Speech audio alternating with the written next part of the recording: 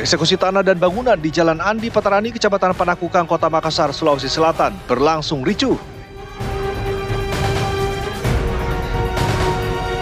Kericuhan terjadi saat sejumlah orang dari pihak tergugat mencoba bertahan, namun diamankan oleh petugas. Eksekusi terhadap bangunan dilakukan setelah gugatan pihak pemohon dimenangkan oleh Mahkamah Agung.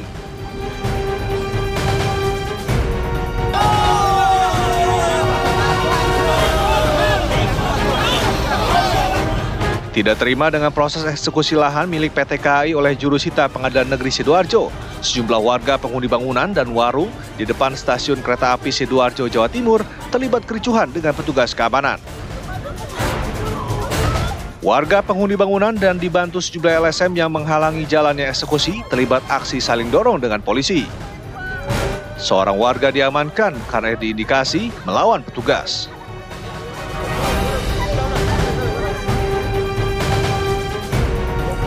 Untuk informasi, Kota Mulia Kabupaten Puncak Jaya. Bentrokan kembali terjadi antara massa pendukung calon bupati dan wakil bupati di Kota Mulia, Kabupaten Puncak Jaya, Papua Tengah.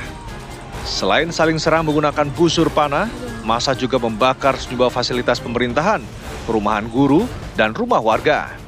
Dalam peristiwa ini sekitar 20 rumah warga dibakar massa dan sebanyak 35 warga dikabarkan terluka terkena panah.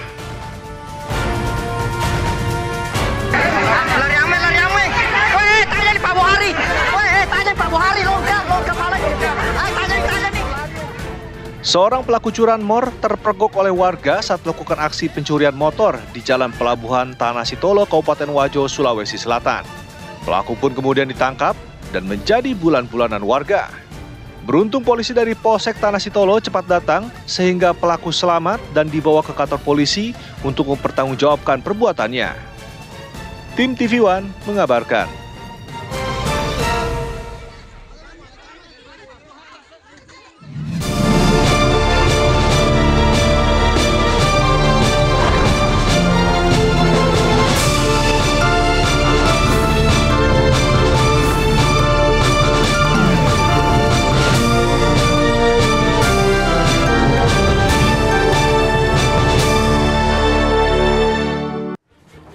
Assalamualaikum warahmatullahi wabarakatuh. Selamat siang pemirsa. Selama 2 jam ke depan, Kabar Siang edisi Kamis 13 Februari 2025 telah menyiapkan berbagai kabar penting untuk menemani aktivitas Anda hari ini. Ya benar sekali pemirsa dan juga Ana, kami juga akan menghadirkan informasi langsung dari sejumlah titik, diantaranya mengenai eksekusi lahan 1,2 hektar di Makassar yang bersama Firda Jumardi. Lalu ada dari gedung DPR RI yang membahas efisiensi anggaran pemerintah bersama Yohanes Leonardo, dan dari Hambalang, Jawa Barat, di mana tengah berlangsung Rapimnas Partai Gerindra bersama Adi Mulya. Segera kita mulai program Kabar Siang selengkapnya bersama Sandra Rosuma dan juga Ana Tealita.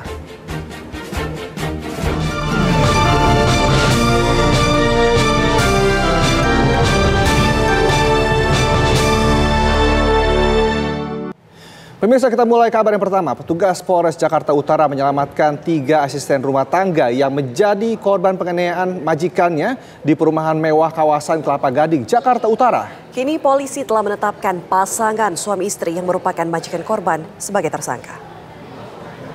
Jira-jira Mbak, maaf, boleh lihat lukanya Mbak? Maafin Mbak, tuh Mbaknya. Ada luka nggak? Ini enggak baru. Oh, Mbak baru. Soalnya udah sering Mbak. Inilah video detik-detik penyelamatan asisten rumah tangga yang menjadi korban penganiayaan oleh majikannya di perumahan mewah kawasan Kelapa Gading, Jakarta Utara pada Senin malam yang lalu. Mbak ngomong aja, nggak apa-apa. Ini polisi loh. Kenapa bibirnya?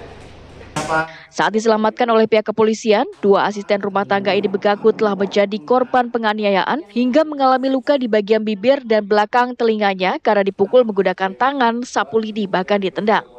Ya, tapi Pak, kasih saya ini nanti juga punya hak sipil melapor keluarga, masa nggak boleh anak saya sama siapa? Isak tangis pun tak terbendung saat 2 asisten rumah tangga ini bertemu dengan seorang asisten rumah tangga lainnya yang sebelumnya berhasil melarikan diri dari rumah majikannya itu.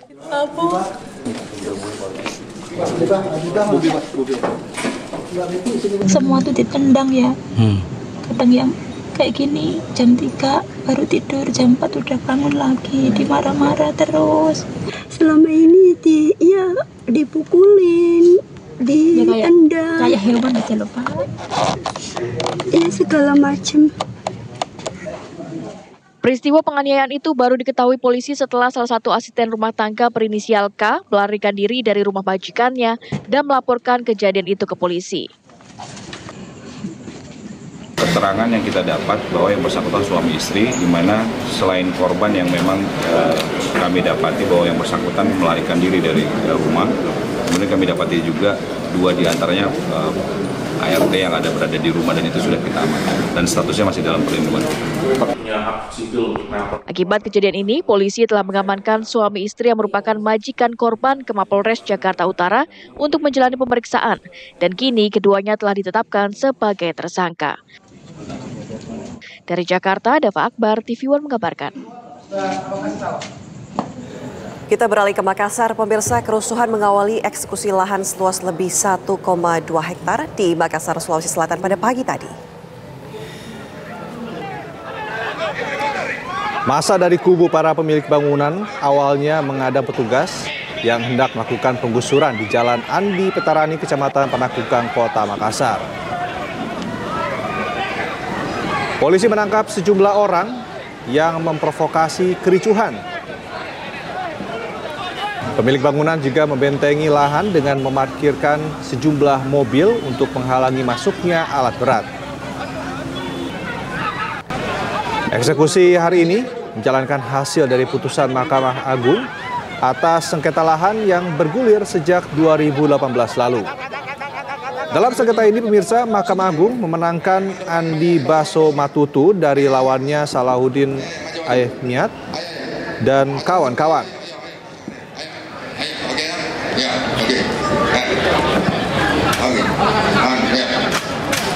Masuk lagi di sini. Tidak ada masuk di area ini. Lalu bagaimana perkembangan eksekusi lahan seluas 1,2 hektar di Makassar pada siang ini? Kita akan tanyakan kepada rekan Firda Jumardi yang berada di lokasi. Firda, bagaimana kondisi saat ini di sana? Geser sini, belum. Geser sini. Ya, Rendra dan juga pemirsa, saat ini masih berjalan proses eksekusi lahan di mana dapat saya informasikan tadi pagi atau pagi tadi sekitar pukul 8.00 waktu Indonesia ini terjadi kericuhan. Gesekan itu terjadi antara kepolisian dan juga massa aksi yang menghalau rencana eksekusi oleh pengadilan yang dikawal petugas ini yang merupakan anggota salah satu ormas di mana terjadi sebelumnya pelemparan batu begitu sehingga kepolisian ini harus mengerahkan water cannon untuk membubarkan massa aksi. Kelompok massa sempat melakukan pelemparan ke arah petugas sehingga harus dibubarkan dengan water cannon dan untuk informasi yang kami dapatkan kepolisian menurunkan setidaknya 1,000 pemirsa, maksud saya personil yang dikerahkan untuk mengawal jalannya rencana eksekusi lahan ini.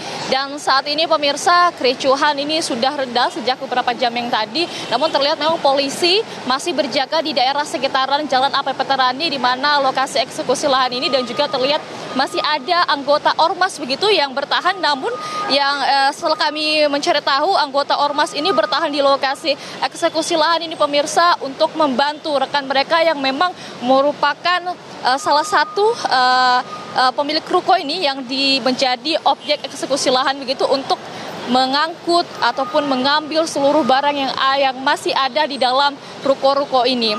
Dan dapat kami informasikan juga untuk eksekusi lahan ini ada sekitar 12.931 meter persegi lahan yang akan dieksekusi, di mana Andi Baso Matutu ini adalah sebagai pemohon eksekusi dan termohonnya adalah Dr. Salahuddin Ahmad Yusuf dan kawan-kawan pemirsa. Dapat saya gambarkan di layar kaca Anda pemirsa. Saat ini sedang dilakukan eksekusi lahan, setidaknya ada 3 alat berat yang dikerahkan oleh juru sita pengadilan.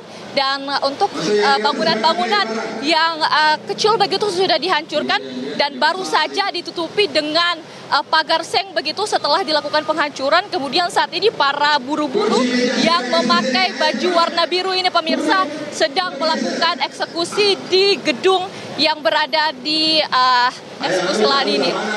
Selain gedung dan lahan tersebut pemirsa juga terdapat 9 ruko yang akan menjadi objek dari eksekusi lahan ini, 9 ruko ini kemudian saat ini sudah diberi perintah begitu untuk agar para pemiliknya mengeluarkan barang-barang mereka. Bisa terlihat ini terdapat mobil angkutan, baik itu mobil truk dan juga mobil pick-up yang mengangkut barang-barang dari penghuni objek eksekusi yang ada di Jalan AP Veterani Kota Makassar. Dan dapat kami informasikan juga hingga saat ini Jalan AP Veterani atau eksekusi lahan ini, akibat dari eksekusi lahan ini, Jalan AP Veterani yang berada di dan mengarah ke Jalan Sultan Alauddin ini ditutup sementara.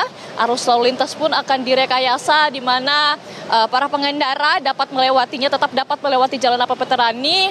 Namun begitu, kemacetan tentu terjadi akibat dari penutupan jalan ini. Buru-buru ini terlihat masih diarahkan begitu untuk mengangkut sisa-sisa reruntuhan yang telah dibongkar oleh alat-alat berat yang ada di lokasi ini, pemirsa.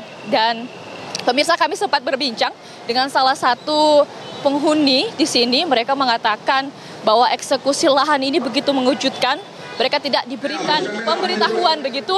Bahkan mereka mengaku mereka memiliki sertifikat yang memang sertifikat asli, yang mereka memang membeli tanah ini melalui developer, dan terkejut ketika ada pemberitahuan eksekusi lahan pada hari ini.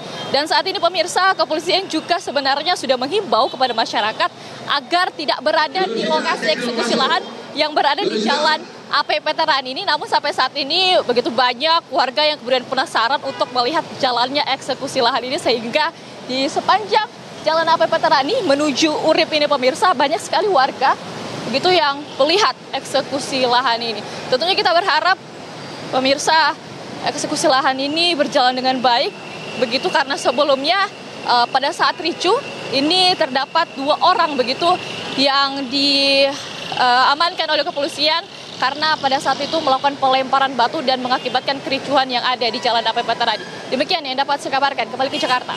Baik, terima kasih. Laporan langsung Firda Jumardi dari Makassar, Sulawesi Selatan. Selamat kembali bertugas, hati-hati selalu.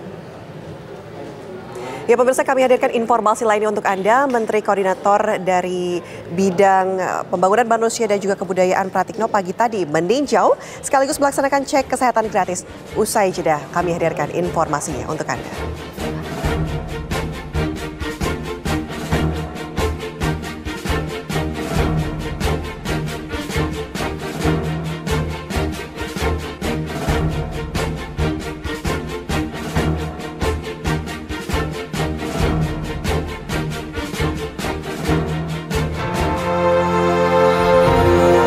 Bismillahirrahmanirrahim. Assalamualaikum warahmatullahi wabarakatuh. Salam sejahtera bagi kita sekalian. Shalom, salve, Om Swastiastu, Namo Buddhaya, salam kebajikan. Saya Prabowo Subianto, Presiden Republik Indonesia, mengucapkan selamat ulang tahun ke-17 untuk TV One. Selama 17 tahun, TV One telah menjadi salah satu pilar utama dalam dunia jurnalistik Indonesia, menghadirkan berita yang cepat, akurat, dan mengedukasi masyarakat. Sebagai salah satu televisi berita terdepan di Indonesia, TV One telah berkontribusi dalam mencerdaskan bangsa dengan menyajikan informasi yang berkualitas, serta mengedepankan prinsip independensi dan profesionalisme.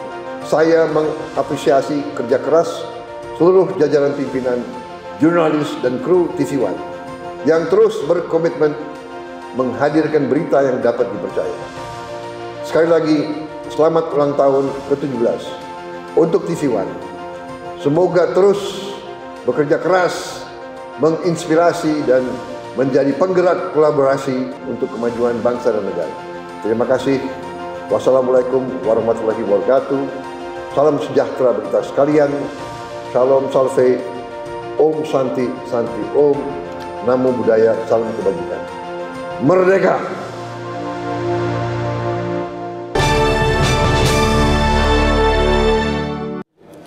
Kembali di kabar siang, pemirsa, diduga berselisih paham saat mengantre BBM di SPBU, seorang pria di Bandar Lampung nekat menusuk pegawai perusahaan bus Damri. Akibatnya, korban mengalami luka di bagian dada dan jari tangannya.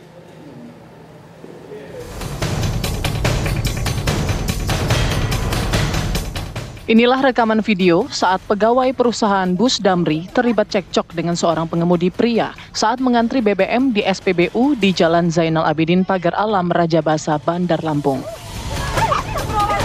Perselisihan diduga karena kedua kendaraan saling senggol saat mengantri BBM.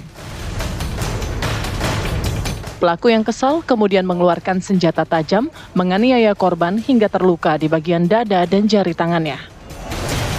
Setelah mendapat laporan, polisi melakukan penyelidikan dan berhasil mengamankan pelaku sehari pasca kejadian. Motifnya itu karena ada senggolan. Kemudian yang menjadi korban adalah petugas, jadi bukan sopir atau kenet, tapi petugas Damri yang lokasinya berdekatan dengan terminal itu. Jadi ketika ada senggolan mobil, kita duga pelaku dengan Damri, kemudian terjadi cekcok mulut, sopir Damri menghubungi pengurus. Atas perbuatannya itu, pelaku dikenakan pasal 351 KUHP tentang penganiayaan serta Undang-Undang Darurat tahun 1951 tentang membawa senjata tajam di muka umum dan terancam hukuman 7 tahun penjara. Dari Bandar Lampung, Pujiansyah, TV One mengabarkan. Kita ke kabar lain, pemirsa. Hakim Pengadilan Tinggi Jakarta hari ini membacakan vonis banding para terdakwa kasus dugaan korupsi tata niaga komoditas timah dengan hukuman yang diperberat menjadi 20 tahun penjara. Majelis Hakim Pengadilan Tinggi dalam sidang banding perkara kasus dugaan korupsi tata niaga komoditas timah di Pengadilan Tinggi Jakarta menyatakan Harvey Muiz bersalah melakukan korupsi kasus timah yang menyebabkan kerugian negara hingga 300 triliun. Vonis untuk Harvey diperberat menjadi 20 tahun penjara. Harvey juga dihukum membayar denda 1 miliar dan apabila tidak dibayar diganti dengan pidana selama 8 tahun. Akibat banding ini pun diajukan oleh Jaksa Penuntut Umum Kejaksaan Agung yang keberatan dengan vonis ringan terhadap Harvey Muiz beberapa terdakwa lainnya. Pembacaan vonis sidang banding ini tidak dihadiri langsung oleh para terdakwa. Dalam sidang vonis sebelumnya, jaksa telah menuntut Harvey Muiz dengan hukuman 12 tahun penjara, dendanya 1 miliar, serta uang pengganti 210 miliar. Namun pada 23 Desember 2024, Majelis Hakim Pengadilan Negeri Jakarta Pusat menjatuhkan hukuman 6,5 tahun penjara kepada Harvey yang jauh lebih ringan dari tuntutan jaksa. Tidak hanya Harvey, keempat terdakwa lainnya juga mendapatkan vonis lebih ringan dari Majelis Hakim atas tuntutan Jaksa Penuntut Umum.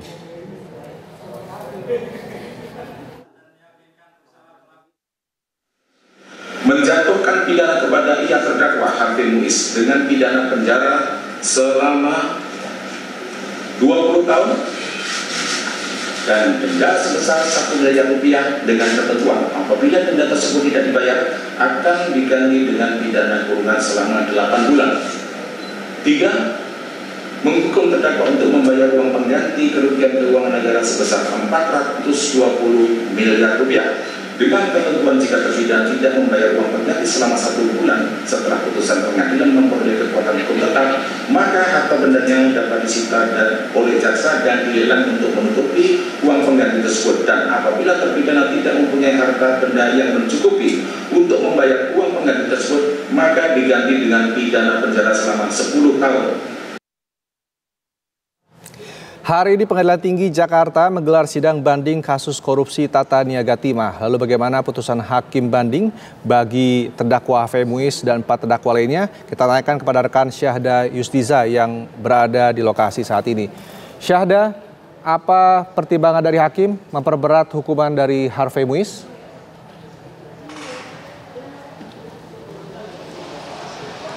Baik, selamat siang Rendra dan juga pemirsa. Benar sekali bahwasanya Pengadilan Tinggi Jakarta hari ini menggelar vonis banding terkait dengan kasus mega korupsi tata niaga komoditas timah yang merugikan negara senilai 300 triliun rupiah.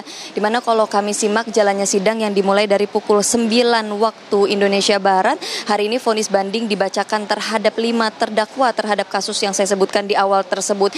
2 putusan ini sudah dijatuhkan, yakni pertama terhadap suami dari Sandra Dewi yakni Harvey Muiz.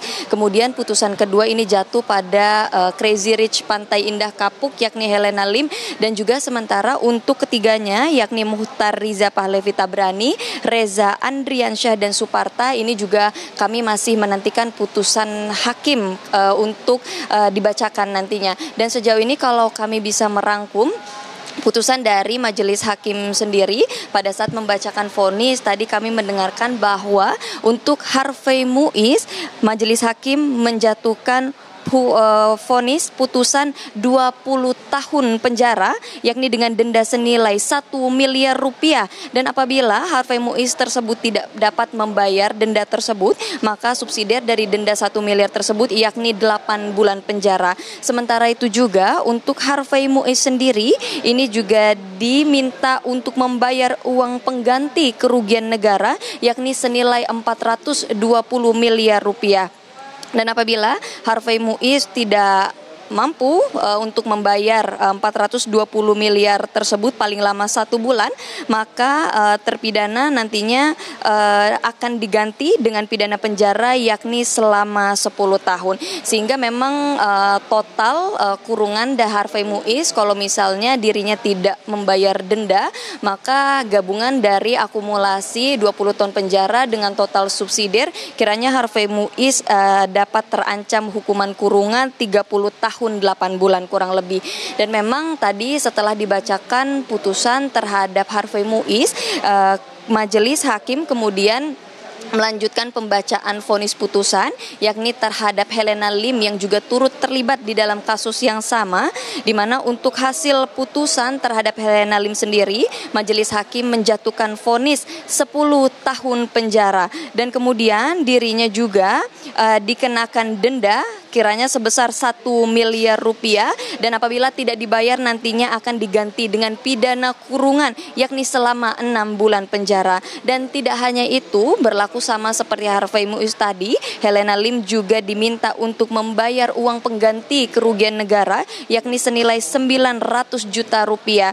Dan kalau dirinya tidak mampu untuk membayar hal tersebut, maka akan diambil harta benda yang bersangkutan dan ataupun diganti subsidiar hukuman 5 tahun penjara. Jadi sehingga kalau untuk Helena Lim sendiri total akumulasi dari hukuman penjara dan juga subsidiar yang apabila dirinya tidak mampu membayar denda ini bisa mencapai 15 tahun 6 bulan lamanya. Ini memang pemirsa, selain itu kami juga masih menantikan ketiga terdakwa lainnya untuk dibacakan vonis, karena memang sidang ini kemarin cukup kontroversial mengingat bahwa putusan yang memang sebelumnya diajukan oleh jaksa ini ketika dibacakan putusan oleh majelis hakim dalam sidang pertama ini hukumannya jaksa agak keberatan karena hukumannya dianggap terlalu ringan dari hukuman yang dijatuhi oleh jaksa penuntut umum. Dan memang sejatinya tadi dari Pengadilan Tinggi sendiri sempat menjelaskan bahwa Pengadilan Tinggi sejatinya setuju dengan pengadilan tingkat pertama perihal kelima terdakwa ini terbukti melakukan korupsi dan pencucian uang. Namun Pengadilan Tinggi sendiri tidak sepakat perihal pidana yang dijatuhkan dan juga kerugian yang memang harus ditanggung oleh terdakwa. Sementara demikian update-nya dari Pengadilan Tinggi. Baik, terima kasih Syahda Yusbisa, informasinya langsung dari Pengadilan Tinggi Jakarta. Selamat tugas kembali. Kita ke kabar lain pemirsa, Presiden Turki Recep Tayyip Erdogan mengakhiri kunjungan kenegaraannya di Indonesia. Sejumlah hal telah dibahas dalam pertemuan dengan Presiden RI Prabowo Subianto di Istana Kepresidenan Bogor untuk memperdalam hubungan kerjasama antara kedua negara.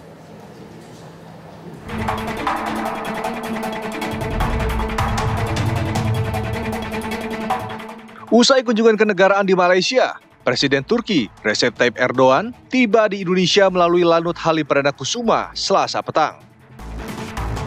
Kedatangan Erdogan disambut langsung oleh Presiden Prabowo Subianto.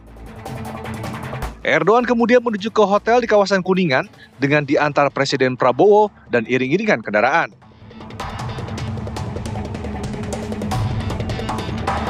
Rabu pagi, upacara kenegaraan yang berlangsung meriah menyambut kedatangan Presiden Turki Recep Tayyip Erdogan di Istana Bogor, Jawa Barat. Sesaat setelah mobil yang membawa Presiden Erdogan tiba di Istana Bogor, Presiden Prabowo Subianto pun langsung menyambutnya. Lalu keduanya berjalan berdampingan menuju ke mimbar kehormatan. Dalam upacara kenegaraan ini, lagu kebangsaan Indonesia dan Turki dikumandangkan, diiringi dengan 21 tembakan meriam. Usai upacara kenegaraan, Presiden Prabowo kemudian memperkenalkan jajaran Kabinet Merah Putih kepada Presiden Erdogan dan delegasinya. Momen keakraban antara Presiden Prabowo Subianto dengan Presiden Erdogan terjadi dalam kunjungan kenegaraan Presiden Turki. Sebelum pembacaan nota kesepahaman kerjasama antara pemerintah Indonesia dengan pemerintah Turki, Presiden Prabowo mengajak Presiden Erdogan melihat-lihat Istana Bogor. Kedua kepala negara ini terlihat akrab, bahkan sesekali mereka tertawa. Sejumlah hal dibahas dalam pertemuan Presiden Prabowo Subianto dan Presiden Recep Tayyip Erdogan di Istana Kepresidenan Bogor untuk memperdalam hubungan kerjasama antara kedua negara. Salah satu hasil pertemuannya adalah melakukan sejumlah kerjasama di bidang ekonomi, pertahanan, kesehatan, dan kesepakatan kemerdekaan Palestina dengan solusi dua negara. Dalam bidang ekonomi dan perdagangan, kami berkomitmen untuk meningkatkan perdagangan di antara dua negara dengan saling menguntungkan kedua negara. Indonesia dan Turki juga akan memperkuat kerjasama pertahanan dan keamanan. Di bidang kesehatan kami juga ingin meningkatkan kerjasama.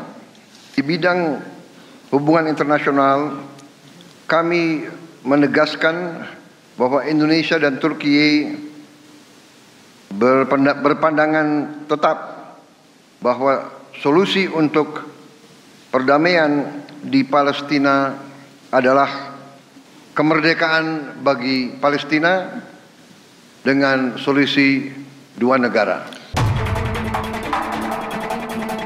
Sementara itu, Presiden Turki Recep Tayyip Erdogan memuji ketegasan Indonesia dalam membela Palestina. Erdogan juga menegaskan sikap Turki yang turut membela Palestina. Endonezya'nın Filistin meselesindeki duruşunu takdirle karşılıyoruz. Önümüzdeki dönemde Gazze'nin yeniden inşasında ve Filistin davasının savunulmasında Endonezya ile birlikte çalışmaya devam edeceğiz. Altını çizerek tekrar ifade etmek istiyorum. Saya ingin menekankan lagi dengan tegas bahwa 1967 sınırları temelinde başkenti Doğu Kudüs olan egemen toprak bütünlüğünü haiz bir Filistin devletinin kurulması daha fazla geciktirilemez. Usai pertemuan di Istana Bogor, Presiden Prabowo Subianto mengantarkan keberangkatan Presiden Turki Recep Tayyip Erdogan dari Lanut Halim Perdana Kusuma, Jakarta.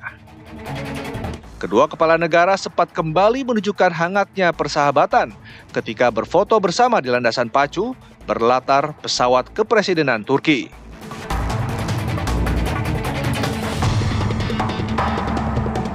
Dari Indonesia, Erdogan bersama rombongan bertolak menuju Pakistan yang menjadi negara tujuan ketiga dalam kunjungan tur wilayah Asia kali ini. Tim TV One mengabarkan.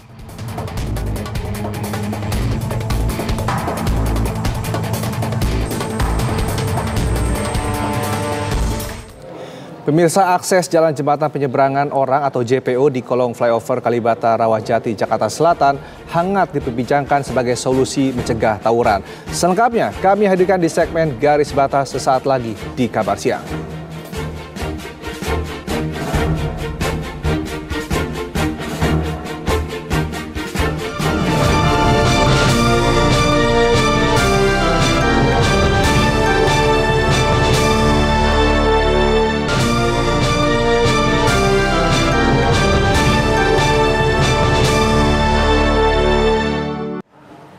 Pemirsa, akses Jalan Jembatan Penyeberangan Orang atau JPO di kolong flyover Kalibata Rajawati, Jakarta Selatan ini hangat diperbincangkan. Bagaimana tidak, JPO yang merupakan jalan alternatif warga untuk menyeberangi jalur padat lalu lintas di flyover ini malah ditutup. Inilah pemirsa garis batas dengan judul Pagar Terali Solusi Atasi Tawuran.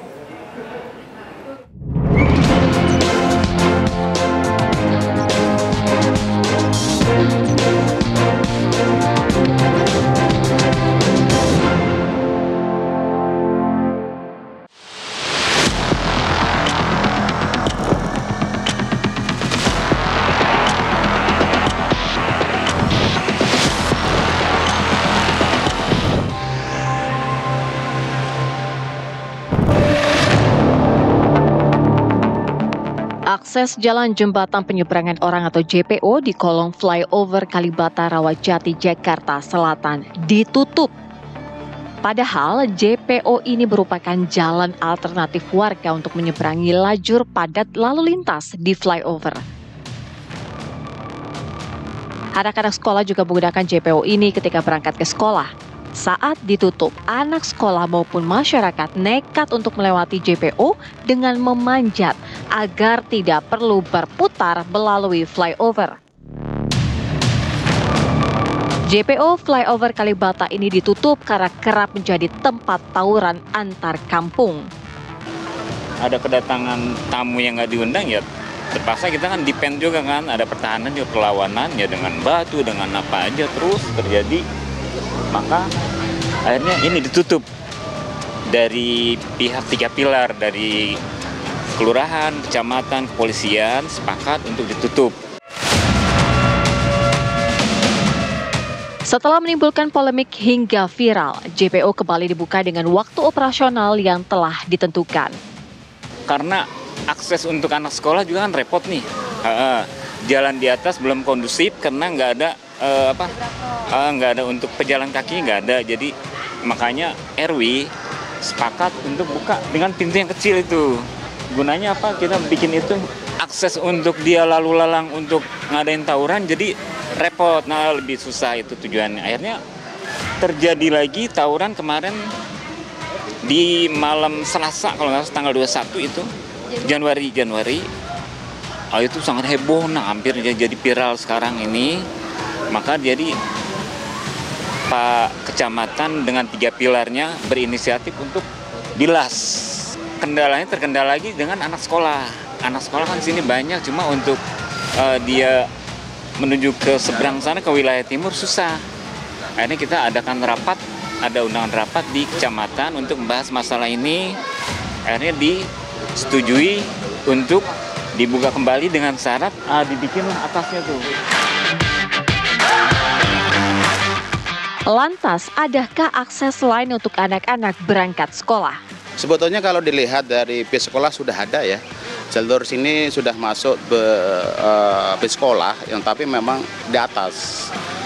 Sebetulnya belum final ya nanti ya, karena memang di atas belum ada untuk salah satu jalan tadi. Tapi memang saat ini juga kita coba gitu kan. Nanti jalurnya akan dirubah dalam keadaan tetap ke sini tapi menteri ini dulu ke bawah dulu. Nah, kemarin salah satunya itu. Tapi nanti ya dievaluasi kembali lagi nanti. Dampak yang dirasakan warga akibat penutupan JPO juga menarik perhatian anggota DPRD Jakarta. Jadi JPO, Jembatan Penyeberangan Orang di Kalibata, tepatnya di bawah flyover Kalibata itu beberapa waktu lalu ditutup karena banyak tawuran gitu alasannya ya. Ditutup oleh konon oleh Kapolsek setempat yang berkoordinasi dengan pimpinan atau lurah camat setempat. Tapi kemudian ternyata itu membawa efek yang negatif ya, yang jauh lebih buruk daripada sekedar korban tawuran, yaitu terputusnya jalur jalan kaki ya warga yang mau ke sekolah, yang mau ke pasar, yang mau ke tempat kerja dan lain-lain. Jadi saya kira ini satu langkah tindakan yang kurang tepat, yang harus diambil solusi untuk memecahkan masalahnya. Kita memanggil dinas-dinas terkait ya yang berhubungan atau yang bertanggung jawab sebenarnya berwenang untuk mengurus hal tersebut. Dan kita memanggil pihak terkait, jadi ternyata bukan Dishub sekarang tapi Dinas Bina Marga ya, yang berwenang atas jembatan penyeberangan orang. Sedangkan tentang tawurannya, ini memang masalah sosial yang harus diselesaikannya itu secara komprehensif, bukan dengan cara tadi menghilangkan hak dari warga lainnya ya. Jadi akan seperti gini nih, kalau misalnya ada tawuran antar sekolah kan bukan sekolahnya ditutup gitu ya, tapi kemudian sebab musabab dari tawuran itu seperti apa, itu yang harus dibereskan. Tim Garis Batas mengajak Anda untuk melihat bagaimana kondisi JPO di kolong flyover Kalibata Rawajati, Jakarta Selatan. JPO atau Jembatan Penyeberangan Orang yang berada di bawah flyover Kalibata kini sudah dibuka kembali, namun dengan catatan hanya dari pukul 6 pagi hingga 6 sore. Saya akan ajak Anda untuk melewati JPO yang sudah dibuka dengan beberapa ketentuan, yaitu sekarang bisa dilihat di sini memang semula ini dibuka secara total, namun karena memang JPO ini menjadi tempat salah satu tawuran yang menyebabkan dua kampung ini bertawuran di atas jembatan dan membahayakan, kini dari pihak masyarakat tentunya memutuskan untuk menutup sebagian dan kita hanya bisa lewat dari jalur yang ada di sini. Saya akan coba masuk ke sini dan memang ruangnya cukup sempit ya, pemirsa.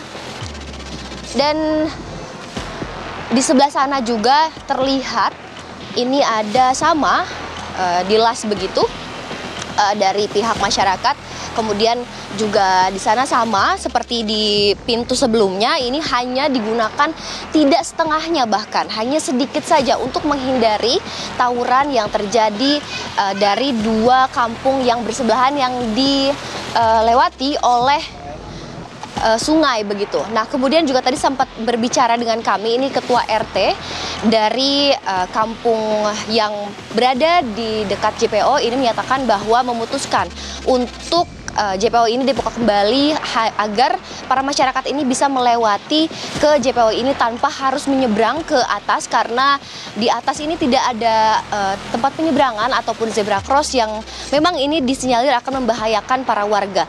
Dan kemudian juga JPO ini digunakan oleh anak-anak sekolah untuk bermobilisasi untuk menyeberang, karena memang jika melewati atas ini akan memakan waktu yang cukup lama, sehingga dari pihak RT pun kembali membuka jembatan penyeberangan orang ini untuk aktivitas warga bisa jalan kembali. Sementara dari Jakarta, Yunatri Dewirian, Syahrul TV One mengabarkan. Ya pemirsa, kami masih akan menghadirkan beragam informasi lainnya untuk Anda di Kabar Siang sesaat lagi, namun usai jeda. Kembali lagi di Kabar Siang, pemirsa. Jelang perayaan HUT ke-17, Partai Gerindra menggelar rapat pimpinan nasional di Hambalang hari ini. Rapimnas berlangsung tertutup, dipimpin langsung oleh Ketua Umum Gerindra, yakni Prabowo Subianto. Seluruh kader Gerindra yang hadir merupakan kader dari berbagai lapisan, mulai dari DPC, DPD, hingga DPP. Rapimnas ini juga dihadiri oleh DPRD Kabupaten Kota, DPRD Provinsi, dan DPR RI. Pada rapat pimpinan nasional ini, pengurus pusat Partai Gerindra akan menampung aspirasi dari seluruh kader internal Partai Gerindra dari berbagai tingkatan kader.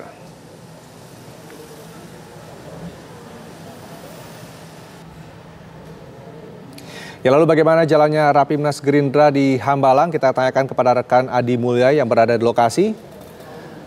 Adi, bagaimana jalannya Rapimnas di sana? Bisa dijelaskan kondisinya saat ini? Baik, selamat siang Rendra dan juga pemirsa. Memang Rapimnas kali ini diadakan di Hambalang. Partai Gerindra menggelar rapat pimpinan nasional. Ini merupakan rangkaian dari acara perayaan hari ulang tahun Gerindra yang ke-17 yang nanti puncaknya memang akan dilaksanakan di hari Sabtu mendatang di Sentul International Convention Center. Nah, Rendra dan juga pemirsa, dalam Rapimnas kali ini memang tidak banyak yang dapat kami sampaikan karena Rapimnas berlangsung secara tertutup di Padepokan Garuda Yaksa Hambalang. Namun yang jelas dalam Rapimnas kali ini dipimpin langsung oleh Ketua Umum Gerindra itu sendiri, yakni Prabowo Subianto. Dan yang hadir pada acara Rapimnas kali ini memang semua kader internal dari Gerindra itu sendiri dan berasal dari seluruh lapisan, mulai dari DPC, kemudian DPD hingga DPP. Nah, untuk Rapimnas sendiri tadi sudah dimulai pada pukul 9 pagi waktu Indonesia Barat. Dan hingga saat ini Rapimnas tertutup masih dilangsungkan di Padepokan Garuda Yaksa.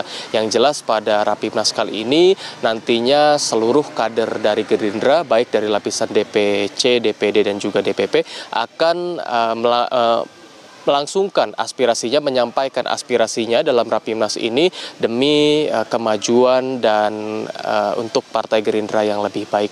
Untuk saat ini, Rendra dan juga pemirsa, Rapimnas Partai Gerindra secara internal masih dilangsungkan. Tadi sudah dimulai pada pukul 9 pagi waktu setempat dan seluruh kader internal Gerindra sudah berada di dalam Padepokan Garuda Yaksa.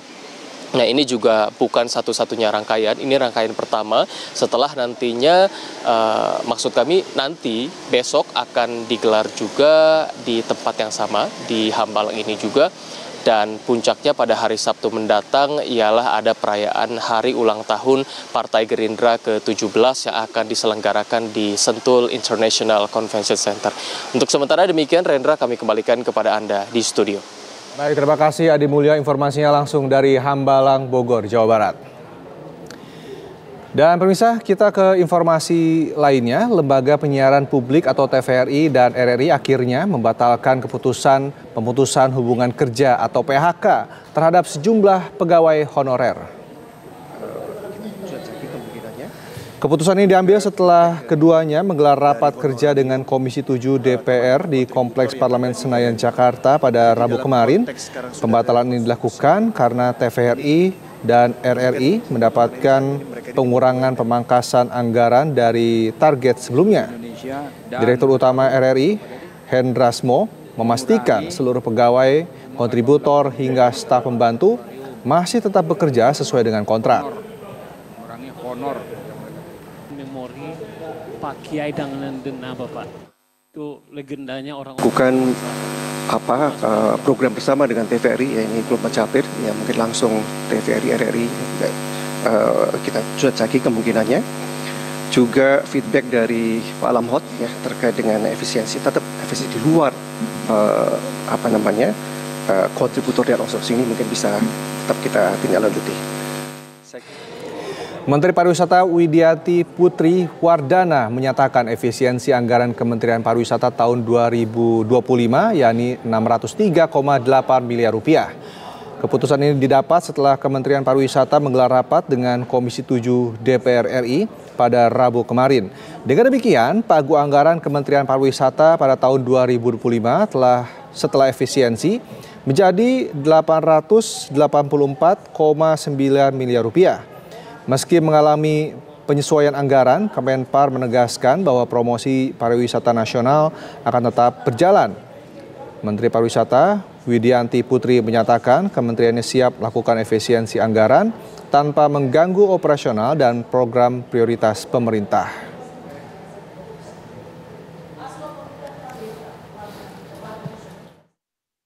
Efisiensi kami terima baik, ini karena program Bapak Presiden, ada program prioritas. Nah, kami tentu melakukan efisiensi di perjalanan dinas, rapat-rapat dan lain sebagainya.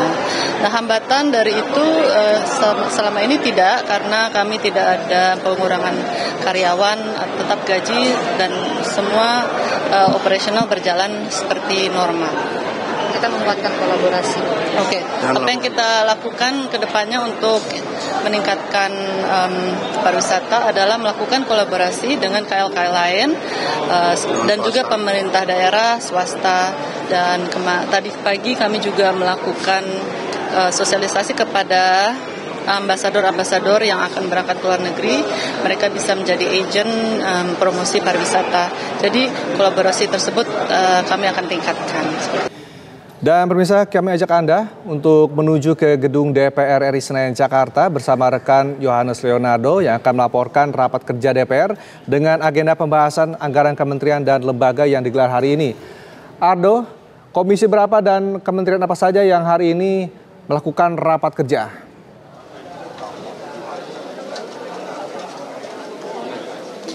Baik, selamat siang Rendra dan juga pemirsa. Tepat di belakang kami adalah ruangan Komisi 13 DPR RI yang kemudian membawahi mengenai reformasi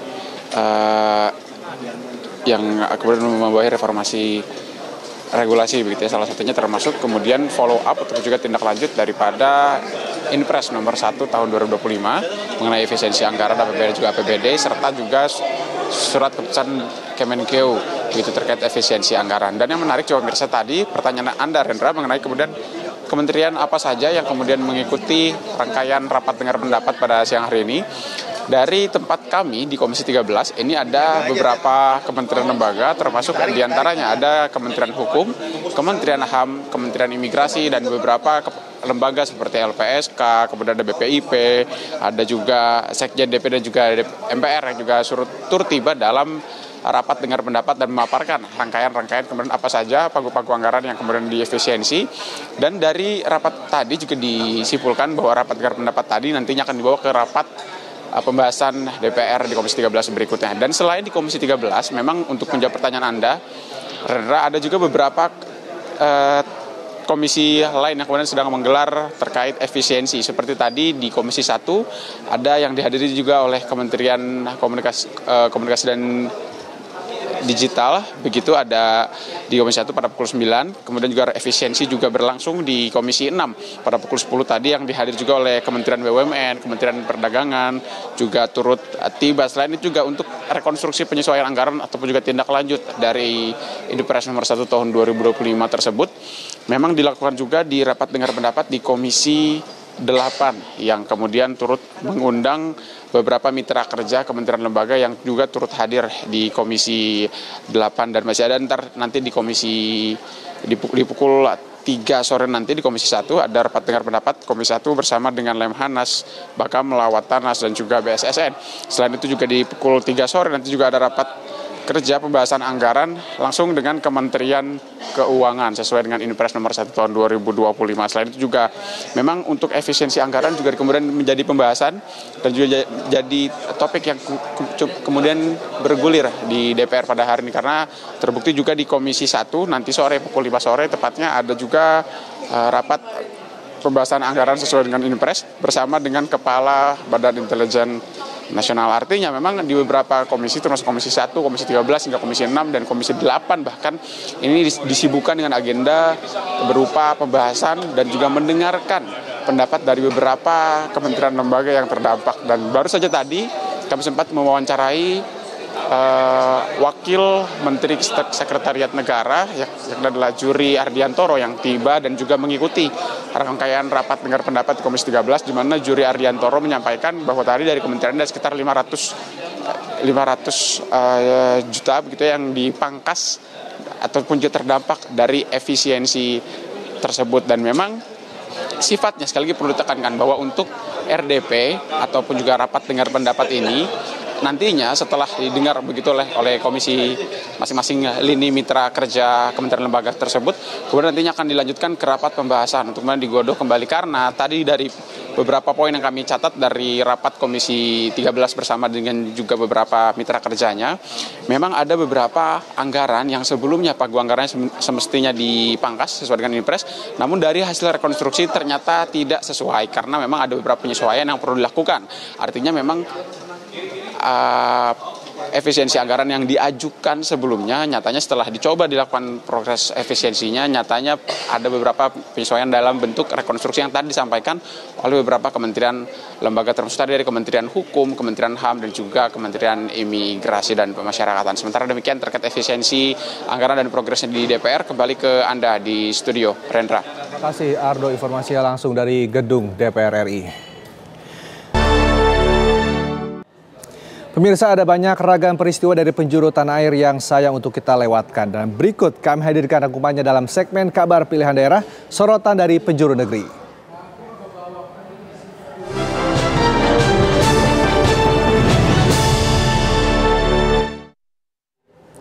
Dalam segmen kabar pilihan dari kali ini kami ajak Anda untuk bergabung dengan dua rekan kami dari Biro di Daerah.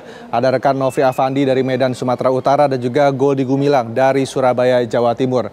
Pertama kita menuju ke Medan bersama Nofri. Nofri, ada informasi apa dari sana? Baik Rendra dan juga pemirsa, kami awali informasi pertama mengenai diduga berkaitan dengan masalah utang piutang. Korban dibacok pelaku hingga tangan nyaris putus. Pelaku menyerang korban persis di depan rumah korban dan di depan mata keluarganya di Desa Sungai Lebung, Kecamatan Pamulutan, Kabupaten Ogan Ilir, Sumatera Selatan. Pelaku merupakan warga Desa Cahaya Marga, Ogan Ilir, dan berhasil ditangkap polisi di tempat persembunyiannya di wilayah Pamulutan, Ogan Ilir, Sumatera Selatan. Menurut pihak kepolisian, motif dari terjadinya pembacokan ini diduga dipicu permasalahan utang piutang.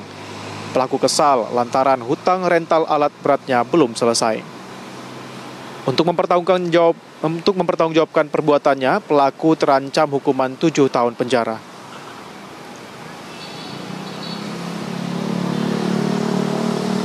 Informasi berikutnya pemirsa, mahasiswa menggeruduk kantor Pengadilan Negeri Medan untuk menuntut penahanan terhadap pelaku pengeroyokan.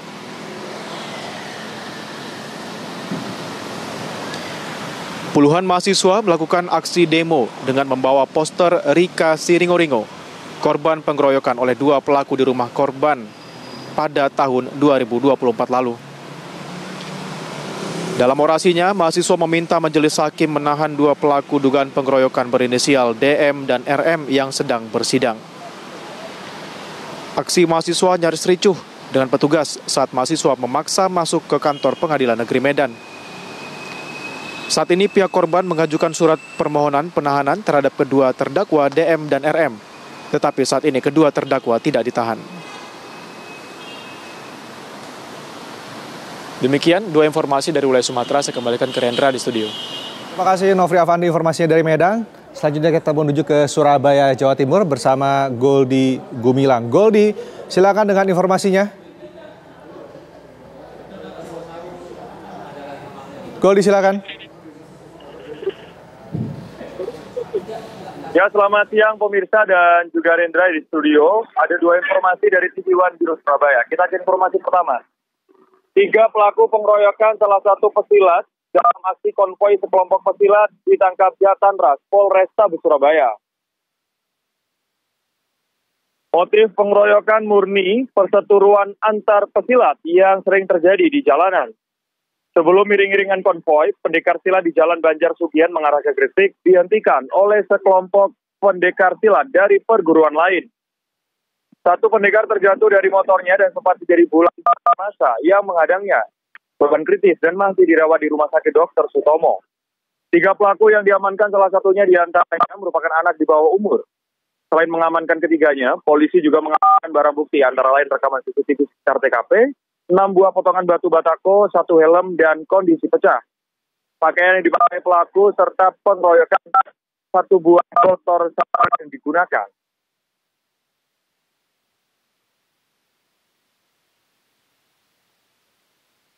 Kita ke informasi selanjutnya, Rendra dan juga pemirsa. Seorang residivis kasus narkoba di Kota Malang, Jawa Timur, membobol rumah kosong. CCTV ini merekam pelaku YA 39 tahun datang ke rumah kosong di Jalan Banggo, Kelurahan Bunul Rejo, Kecamatan Belimbing, Kota Malang. Awalnya pelaku mengambil paket yang berada di sela pagar rumah. Malam harinya tersangka kembali ke rumah tersebut dan membobol menggunakan linggis. Ia masuk ke dalam rumah dan mencuri set perhiasan serta logam mulia dengan total 20 gram, senilai 36 juta rupiah. Satreskrim Polres Blimbing telah menangkap tersangka. Dari pengakuannya, diketahui pelaku merupakan residivis kasus narkoba yang baru 4 bulan keluar dari penjara. Sebelum beraksi sehari, sebelumnya tersangka mengaku baru saja mengkonsumsi narkoba.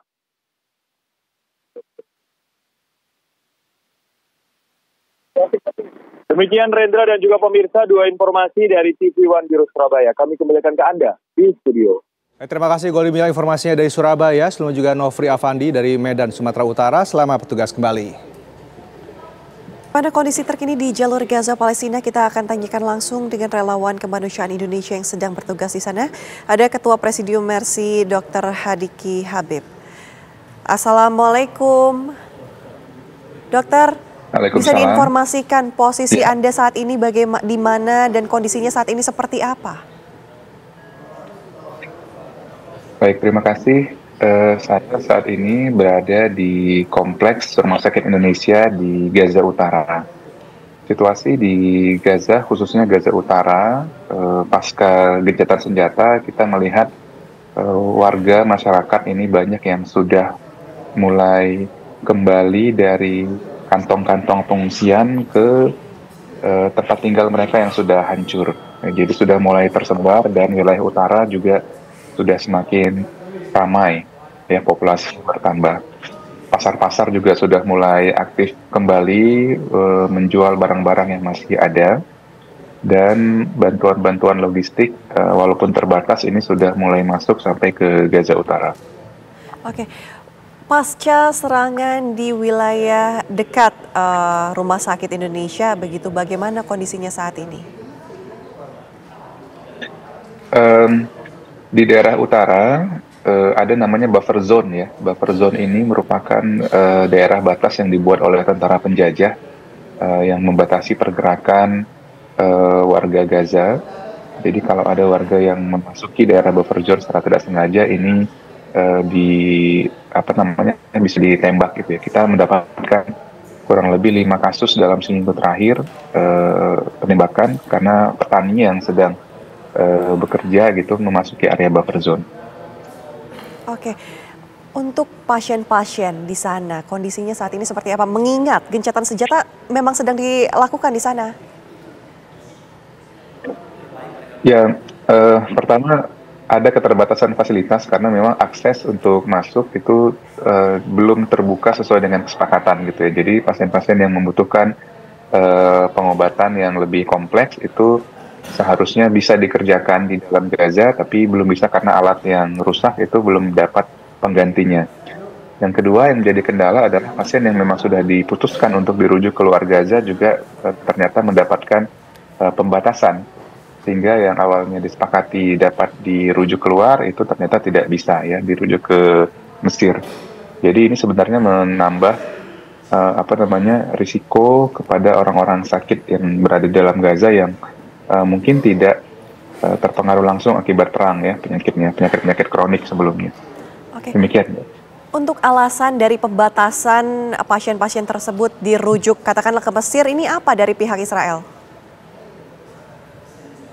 Alasan pastinya memang kita tidak dapat informasi, ya, kenapa terjadi pembatasan. Tapi yang jelas kesepakatan awal itu sudah lampu hijau sebenarnya, tapi pembatasannya ini dilakukan setelah kesepakatan dibuat gitu. Jadi memang ada violation of the rule yang dilakukan oleh salah satu pihak, terutama dalam hal ini yang punya kewenangan memberikan izin saat ini adalah dari pihak Kogat, itu dari Israel.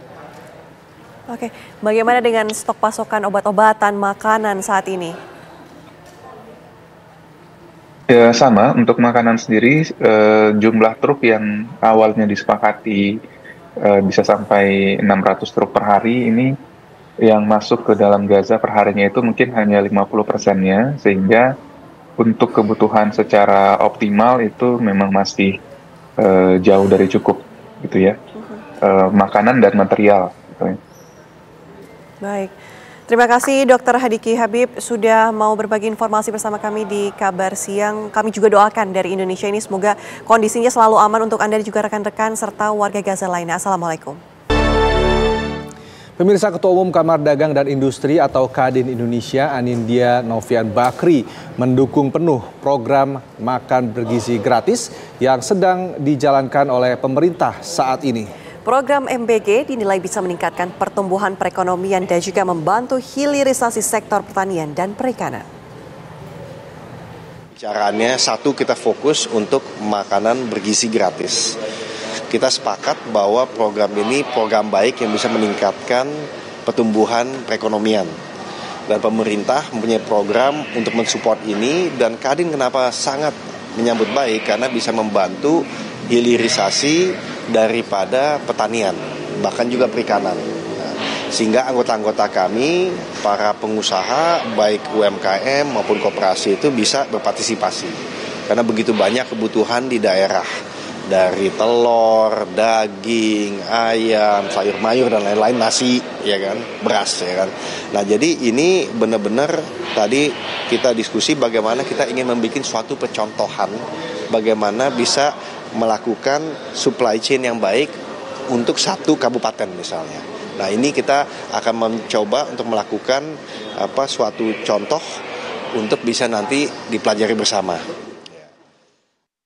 Pemirsa, perayaan Tahun Baru Imlek dan Festival Cap Gomeh 2025 di Singkawang menjadi agenda tahunan yang selalu dinanti masyarakat. Ya, benar sekali. Beragam pertunjukan seni seperti barongsai dan tari tradisional serta penunjukan musik juga turut ikut menyemarakan perayaan ini. Festival budaya terbesar di Indonesia, Festival Cap Gomeh 2025, yang bertepatan juga dalam perayaan Tahun Baru Imlek ke-2575, yang berlangsung pada 27 Januari sampai 13 Februari 2025 di Jalan Niaga Singkawang dan di Stadion Krisdasana, menghadirkan berbagai rangkaian acara pertunjukan seni tradisional hingga hidangan khas Tionghoa dan kuliner khas Kalimantan Barat. Dalam festival ini, Liang Teh Cap Badak sebagai bagian dari Sinde berkomitmen mendukung tradisi dan kebersamaan dalam memeriahkan perayaan ini. Pada kesempatan ini, Liang Teh Cap Badak ikut berpartisipasi untuk menambah kemeriahan acara dengan menghadirkan stand berbagai aktivitas seru, seperti permainan interaktif dan hadiah menarik bagi pengunjung yang melakukan pembelian hampers edisi spesial. Sangat meriah, Bang. Meriah, antusias masyarakat juga sangat luar biasa untuk festival tahun ini. Dan tahun ini pun benar-benar sangat meriah. Karena sempat vakum di tahun lalu, tahun ini memang terselenggara lagi dan setiap tahunnya akan terselenggara. Tadi saya lihat dari kejauh, boothnya ini menarik, jadi saya coba mampir, ditawarin sama SPG-nya hampers. Jadi bagi saya ini hampers-nya menarik juga nih untuk diberikan ke relasi atau sanak keluarga. Jadi setelah membeli ini saya dapat di permainan tadi belakang ini, dapat permainan dan juga permainannya seru dan hadiahnya juga menarik. Dengan adanya berbagai kegiatan di perayaan Imlek dan Festival Cap Gomeh tahun ini, diharapkan memberikan kesempatan untuk masyarakat untuk mengenal lebih dalam tentang nilai-nilai luhur yang terkandung dalam budaya Tionghoa, juga memperkuat citra Singkawang sebagai destinasi wisata budaya yang kaya dan beragam, serta memperkuat citra Liang Teh Cap Badak sebagai produk yang peduli dan mendukung kelestarian tradisi serta budaya Indonesia. Dari Singkawang, Kalimantan Barat, tim TV One mengabarkan. Informasi tadi berjumpa kita di kabar siang hari ini. Saat lagi ada apa kabar siang yang hadir menemani Anda. Saya Rana Kusuma. Dan saya Anatea Lita pamit undur diri. Terima kasih pemirsa. Sampai jumpa. Sampai jumpa.